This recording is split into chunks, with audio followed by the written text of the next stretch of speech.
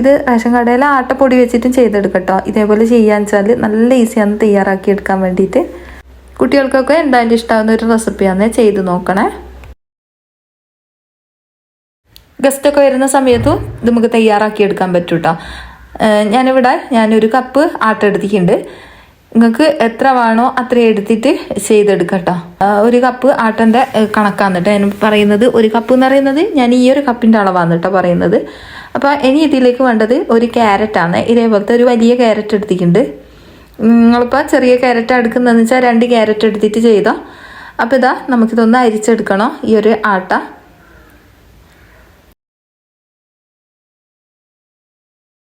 പിന്നെ ഞാനിത് ഈ ഒരു ആട്ടപ്പൊടിൻ്റെ വീഡിയോ ചെയ്യുന്ന സമയത്ത് അരിച്ചിക്കില്ല എന്നുള്ള പരാതി കുറേ കേൾക്കലുണ്ട് കേട്ടോ.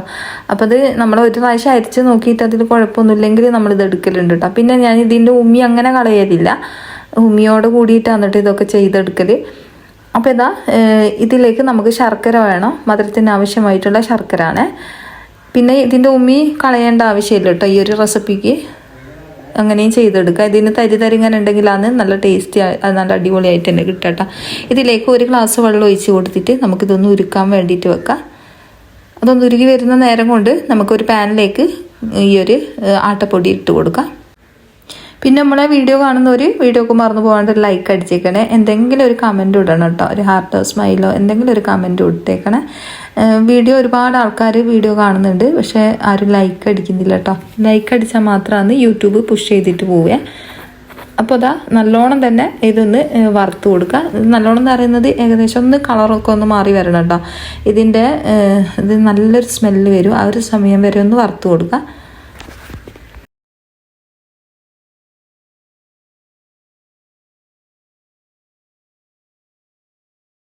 ഇതിൻ്റെ കളറൊക്കെ മാറി വന്നിട്ടുണ്ട്. ഇത്രയും മതിയാവും. ഇനി ഇത് നമുക്ക് ഫ്ലെയിം ഓഫ് ആക്കിയിട്ട് ഒരു പാത്രത്തിലേക്ക് മാറ്റി കൊടുക്കാം. ശർക്കര പാനി ഇവിടെ മുഴുവനായിട്ട് ഉരുകി വന്നിട്ടുണ്ട്. ഇനി ഇതാ നമുക്ക് ക്യാരറ്റ് ഒന്ന് ഇതേപോലെ ഒന്ന് ഗ്രേറ്റ് ചെയ്തിട്ട് കട്ട് ചെയ്തിട്ട് ഒന്ന് വേവിച്ചെടുക്കണം. അപ്പോൾ ഇത് കൂടുതൽ വെള്ളം ചേർത്ത് കൊടുക്കേണ്ട ആവശ്യമില്ല കേട്ടോ. ഒന്ന് നല്ലോണം തന്നെ തിളച്ച് ഒന്ന് വെന്ത് വന്നോട്ടെ. അപ്പോൾ ഇതാ നമ്മളെ ക്യാരറ്റ് ഇവിടെ നല്ലോണം തന്നെ വെന്ത് വന്നിട്ടുണ്ട്. ഞാൻ ഇതൊന്ന് ഊറ്റിയിട്ട് ഈ ഒരു മിക്സിൻ്റെ ജാറിലേക്ക് ഇട്ട് കൊടുക്കുന്നുണ്ട്. ഇനി ഇതേപോലെ ഒന്ന് അടിച്ചെടുക്കുക.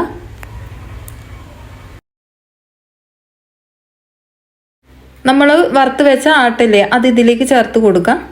പിന്നെ നിങ്ങൾ ശർക്കര പാനി ഒഴിച്ചതിന് ശേഷം ഇട്ട് കൊടുക്കുന്നതായിരിക്കും ഒന്നും കൂടി നല്ലത്. എന്നോട് വിട്ടുപോയതാണ് കേട്ടോ ശർക്കര പാനി ഒഴിച്ച് കൊടുക്കാൻ. ചൂടൊന്ന് ആറിയതിന് ശേഷം നമുക്ക് ശർക്കര പാനി ഇതിലേക്ക് ഒഴിച്ച് കൊടുക്കാം. മുഴുവനായിട്ട് ഒഴിച്ച് കൊടുത്തിട്ടുണ്ട്. ഞാനൊരു സ്പാച്ചിൽ വെച്ചിട്ട് ഇതേപോലെ ഒന്ന് മിക്സാക്കി ഇട്ട് കൊടുത്തിട്ടുണ്ട്. ഇതിലേക്ക് ഒരു നുള്ളു ഉപ്പും കൂടി ചേർത്ത് കൊടുക്കണേ. നല്ലോണം തന്നെ മിക്സാക്കിയതിന് ശേഷം നമുക്കിതിലേക്ക് ഏലക്ക ചേർത്ത് കൊടുക്കുക. ഏലക്കൻ്റെ കുരുവാണ് ഇട്ട് കൊടുക്കുന്നത്. ഇതിലേക്ക് നല്ല ജീരകം കൂടി ചേർത്ത് കൊടുക്കുക. 1 സ്പൂൺ അളവിൽ നല്ല ജീരകം കൂടി ഇട്ട് കൊടുത്തിട്ടുണ്ട്. ഇതിലേക്ക് ഞാൻ കുറച്ചും കൂടി വെള്ളം ഒഴിച്ചിട്ട് ഒന്ന് ഇത് അടിച്ചെടുക്കുന്നുണ്ട്. കുറേ വെള്ളത്തിൻ്റെ ആവശ്യമില്ല കേട്ടോ, കുറച്ച് മാത്രം മതിയാവും. വെള്ളം കൂടി പോകാൻ പാടില്ല കേട്ടോ. ഞാൻ കാണിച്ചു തരാം ഏത് പരുവത്തിലാണ് വേണ്ടതെന്ന്.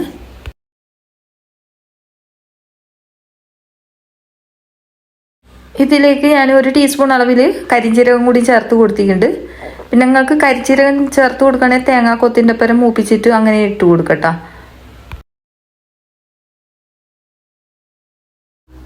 കുറച്ച് നല്ല നെയ്യ് ചേർത്ത് കൊടുക്കുക. എന്നിട്ട് കുറച്ച് തേങ്ങാക്കൊത്ത്, ഒരു പിടി തേങ്ങാക്കൊത്ത് ഇതിലേക്ക് ഇട്ട് കൊടുത്തിട്ടുണ്ട്. ചെറിയ ചെറിയ പീസാക്കിയിട്ട് കട്ട് ചെയ്തിട്ട് കൊടുക്കട്ടോ. എന്നിട്ട് നല്ലോണം തന്നെ മൂപ്പിച്ചെടുക്കുക. തേങ്ങാക്കൊത്ത് നല്ലോണം മൂക്കേണ്ട ആവശ്യമില്ല, കളറൊന്നും മാറേണ്ട ആവശ്യമില്ല. ഒന്ന് മൂത്ത് വന്നാൽ മതി കേട്ടോ. കുറച്ച് നേരം അതുവരെ ഒന്ന് മൂപ്പിച്ചെടുക്കുക. മാവ് നമ്മളൊരു പാത്രത്തിലേക്ക് മാറ്റി കൊടുത്തിട്ടുണ്ട്. ഇനി ഇതിലേക്ക് കുറച്ച് മാത്രം വെള്ളം ഒഴിച്ചിട്ട് ഒന്ന് മിക്സ് ആക്കി കൊടുക്കുക. കുറച്ചൊന്ന് ലൂസായി കിട്ടണം കേട്ടോ, അധികം ടൈറ്റ് വേണ്ട, കുറച്ചൊന്ന് ലൂസായി മതി. നമ്മളിപ്പം പഴം പൊരിക്കല്ലേ ആ ഒരു ലൂസിനാണ് വേണ്ടത്. അപ്പം ഇത് നല്ലോണം തന്നെ മിക്സ് ആക്കി കൊടുത്തിട്ടുണ്ട്.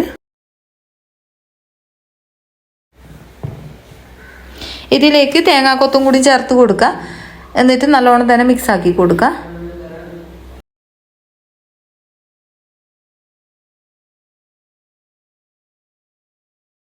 ഈ ഇതിലേക്ക് ഒരു 1/4 ടീസ്പൂൺ അളവിൽ സോഡാപ്പൊടിയും കൂടി ചേർത്ത് കൊടുത്തിട്ടുണ്ട്. എന്നിട്ട് നല്ലോണം തന്നെ മിക്സ് ആക്കുക. ആ ഒരു സോഡാപ്പൊടിയിലെ എല്ലാ ഭാഗത്തും ആകുന്നത് വരെ ഒന്ന് മിക്സ് ആക്കി കൊടുക്കുക. നല്ലോണം തന്നെ മിക്സ് ആക്കണേ.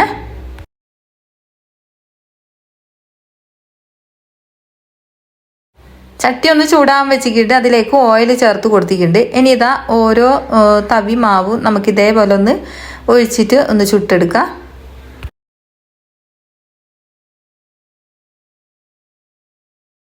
ആദ്യം ഒന്ന് ഹൈ ഫ്ലെയിമിലിടുക, പിന്നെ ലോ ഫ്ലെയിമിലിട്ടിട്ട് വേവിച്ചെടുത്താൽ മതി കേട്ടോ. അധികം തീ വെച്ചാൽ പെട്ടെന്ന് തന്നെ ചോന്ന് കരിഞ്ഞ പോലെ ആയി പോകും കേട്ടോ, കാരണം ആട്ടയാണല്ലോ.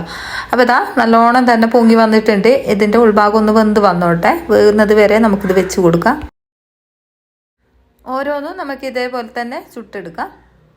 അപ്പം നല്ല ഈസി അല്ലേ തയ്യാറാക്കി എടുക്കാൻ വേണ്ടിയിട്ട്. അപ്പോൾ ഇതേപോലെ ചെയ്യാത്തവരുണ്ടെങ്കിൽ ചെയ്ത് നോക്കുക. എന്നിട്ട് നിങ്ങളെ അഭിപ്രായം എഴുതി അറിയിക്കാൻ മറന്നു വെറുതെ. ഒരു പ്രാവശ്യമെങ്കിലും ഇതേപോലെ ഒന്ന് ചെയ്ത് നോക്കട്ടെ. നല്ല ടേസ്റ്റാണ് കേട്ടോ കഴിക്കാൻ വേണ്ടിയിട്ട്. അപ്പോൾ അത് വെറുതെ പറയുകയല്ല. നിങ്ങൾക്ക് വേണമെങ്കിൽ ക്യാരറ്റ് ഇഷ്ടമല്ലെങ്കിൽ നിങ്ങൾക്ക് പഴമോ അങ്ങനെ എന്തെങ്കിലും ചേർത്ത് കൊടുക്കട്ടോ, കുഴപ്പമില്ല. അപ്പോൾ ഇതാ ഇതേപോലെ ഞാൻ മുഴുവനായിട്ടും ചുട്ടെടുക്കുന്നുണ്ട്. പിന്നെ ഇത് ചുട്ട് കഴിഞ്ഞാൽ ഇത് പതിഞ്ഞ പോലെയാണ് കേട്ടോ ഉണ്ടാകുക. അതിൻ്റെ ഷേപ്പും കാര്യങ്ങളും ചെറുങ്ങനാണ് ഉണ്ടാകുക നമ്മൾ നെയ്യപ്പത്തിൻ്റെ.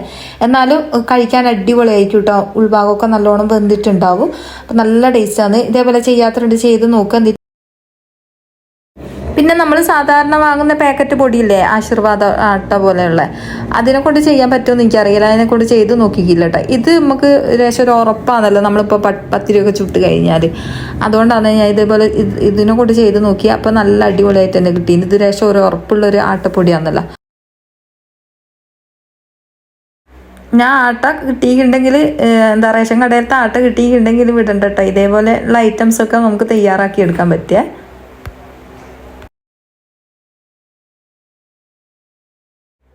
ഇതാ കണ്ടില്ലേ, ഇതിൻ്റെ ഉൾഭാഗമൊക്കെ അടിപൊളിയായിട്ട് തന്നെ നമുക്ക് കിട്ടിയിട്ടുണ്ട്. നല്ല ടേസ്റ്റും ഉണ്ട് കേട്ടോ കഴിക്കാൻ വേണ്ടിയിട്ട്. ഇത് നമ്മളിപ്പോൾ തലേന്ന് ചെയ്ത് വെച്ചിട്ട് പിറ്റേന്ന് കഴിക്കാനാണ് കേട്ടോ നല്ല ടേസ്റ്റ്. അപ്പോൾ ഇതാ മുഴുവനായിട്ട് നമ്മൾ ചെയ്തെടുത്തിട്ടുണ്ട്. അപ്പോൾ ഇത്രയേ ഉള്ളൂ ഇന്നത്തെ വീഡിയോ. നമ്മളെ വീഡിയോ കാണുന്നവർ ഒന്ന് ലൈക്ക് അടിച്ചിട്ട് വീഡിയോ കാണാൻ നോക്കണേ.